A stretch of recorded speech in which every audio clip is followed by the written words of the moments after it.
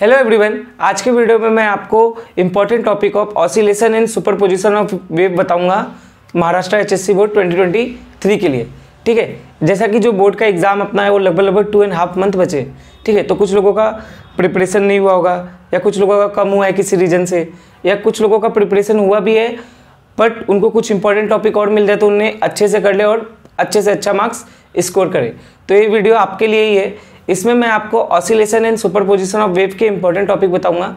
इसके अलावा मैंने rotational dynamic, mechanical properties of fluid and KTG and thermodynamic के इंपॉर्टेंट टॉपिक का ऑलरेडी वीडियो बनाया है, तो आप जाके प्लेलिस्ट में या फिर डिस्क्रिप्शन में लिंक्स से जाके भी देख सकते हैं। ठीक है, इसके अलावा मैं बाकी के बचे chapters and bio and chemistry के भी इंपॉर्टेंट टॉपिक्स डालूंगा, तो आप चैनल को सब्सक्राइब कर दो, बेल नोटिफिकेशन बटन को दबा दो ताकि आपको सारा वीडियो मिल जाए।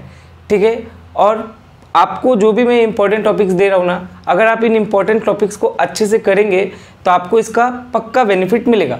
ठीक है, अब अगर मैं बात करूँ कि जो भी मैं oscillation and superposition of wave का इंपॉर्टेंट टॉपिक बता रहा हूँ, तो इसमें मैं आपको थ्योरी के इंपॉर्टेंट टॉपिक्स बताऊँगा। ठीक है, थ्योरी में जो भी डेफिनेशंस और प्रूफ, फार्मूला और डेरिवेशंस जो रहता है। न्यूमेरिकल के लिए क्या करना है, देखो जैसे जो फिजिक्स का पेपर होता है ना अपना, वो 70 मार्क्स का होता है। ऑप्शन के साथ कितने मार्क्स का होता है? 98 मार्क्स का होता है। तो इस 98 मार्क्स में लगभग 60 मार्क्स का थ्योरी रहता है और 38 मार्क्स का न्यूमेरिकल रहता है।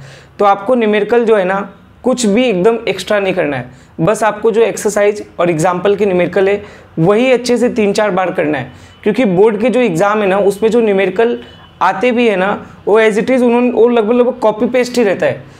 वैल्यू भी कभी कभी नहीं चेंज रहता है, कभी कभी बस चेंज रहता है 2 की जगह 4, 4 की जगह 8, बस इतना ही चेंजेस रहता है। तो आपको बहुत अच्छे से 2-4 बार वो न्यूमेरिकल सॉल्व कर लेना है। ठीक है, और इसमें मैं आपको इस वीडियो में इंपॉर्टेंट टॉपिक थ्योरी का बताऊंगा। ठीक है, अब देखते हैं इंपॉर्टेंट टॉपिक जो ऑसिलेशन के हैं। ठीक है, ऑसिलेशन में सबसे इंपॉर्टेंट है लीनियर एसएचएम का definition and differential equation of SHM. ठीक है, ये बहुत ही अच्छे से पढ़ के जाओ, क्योंकि इस चैप्टर में थ्योरेटिकल जो मतलब डेफिनेशन वगैरह है ना, वो बहुत ही कम है। तो लीनियर एसएचएम का डेफिनेशन और डिफरेंशियल इक्वेशन ऑफ एसएचएम ये आप अच्छे से पढ़ के जाओ। डिफरेंशियल इक्वेशन ऑफ एसएचएम का डेरिवेशन भी पूछ सकता है, बहुत ही छोटा सा 2-4 लाइन का। ये दोनों आप अच्छे से करके जाओ।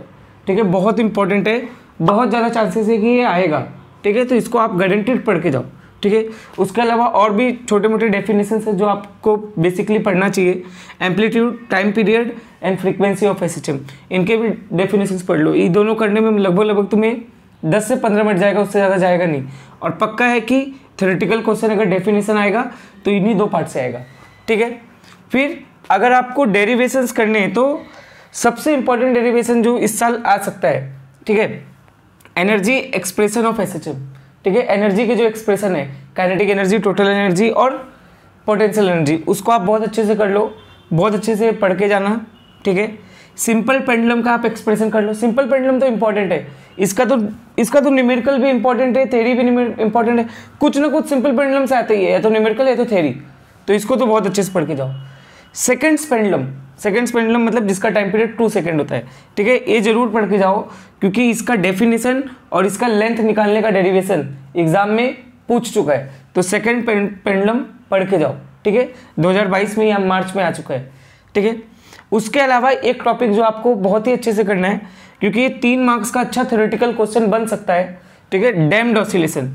डैम्प्ड ऑसिलेशन का डेफिनेशन, उसके इक्वेशंस वगैरह बहुत ही अच्छे से करके जाओ, क्योंकि ये 3 मार्क्स का बहुत ही अच्छा क्वेश्चन बन सकता है। ठीक है, तो इनमें भी 3 सबसे important, energy expression of SHM, damped oscillation, linear SHM का डेफिनेशन और डिफरेंशियल इक्वेशन ऑफ एसएचएम, ये आपको करनी है। ठीक है, अब हम देखेंगे सुपरपोजिशन ऑफ वेव के इंपॉर्टेंट टॉपिक्स। ठीक है, तो सुपरपोजिशन ऑफ वेव में सबसे पहले आपको प्रॉपर्टीज ऑफ प्रोग्रेसिव वेव पढ़ना है। इसका डेफिनेशन है, इसका प्रॉपर्टी बहुत अच्छे से पढ़ो, एग्जाम में पूछा जा चुका है। ठीक है, लास्ट 3 ईयर में।